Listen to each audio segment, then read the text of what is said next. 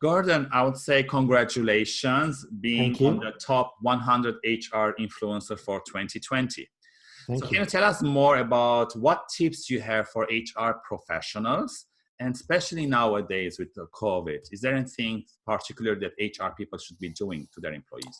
Yeah, I think, well, a couple of things. Again, we just talked about employee engagement, and that the bigger problem, I think, is management engagement. So I would tell HR, look at the Gartner studies on management Mhm. engagement and make sure you're fixing the problem and not the solution. Sorry, the symptom, which is employee engagement or disengagement.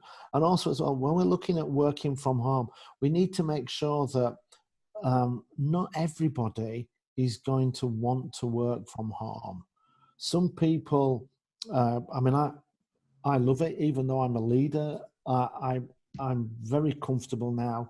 If Mhm. I never went into the office, it wouldn't bother me at all. But there are other people that either don't have the facilities at home, so we need to make sure that we are supportive of them. And if they need to go to places that we talked about before, work there, and there's a fee involved, that we cover the cost of that fee.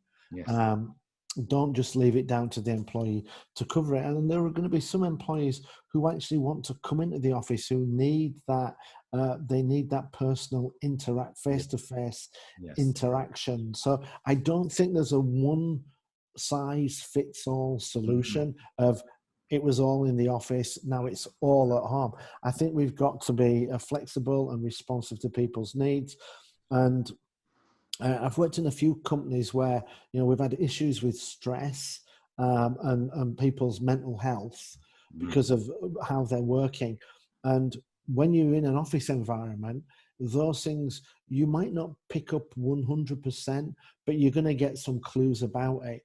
When people are now working from home, you're not going to get a lot of those visual clues to people's, you know, emotional and mental well-being. Yes. So we're going to have to do a little bit more work in and around that, and we might need to, that might mean that HR needs to do more one-on-ones with people. We can't just abandon people to working at home and Yes. think everything's going to be great, Mhm. because that's not It's the not different. case. Any skill set do you think that's very crucial these days for HR professionals? um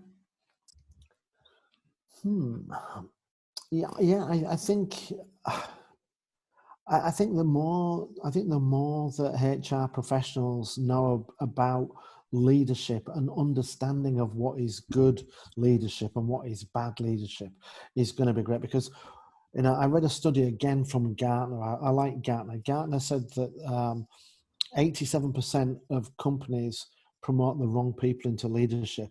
And when you've got the wrong leaders, you're now on a cycle of, you're on a roller coaster of disengagement and employee retention issues.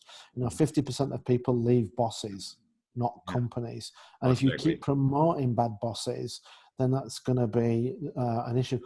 So I think the more you can understand leadership, the emotional intelligence, the skills that make great leaders, the higher the probability you have Mhm. of putting people into good leadership. I mean, I'm a big football fan. Mhm. It's true of every sport. There Yes. are very, very few players who have played at the highest level, who were the best player, who go on to be the best manager.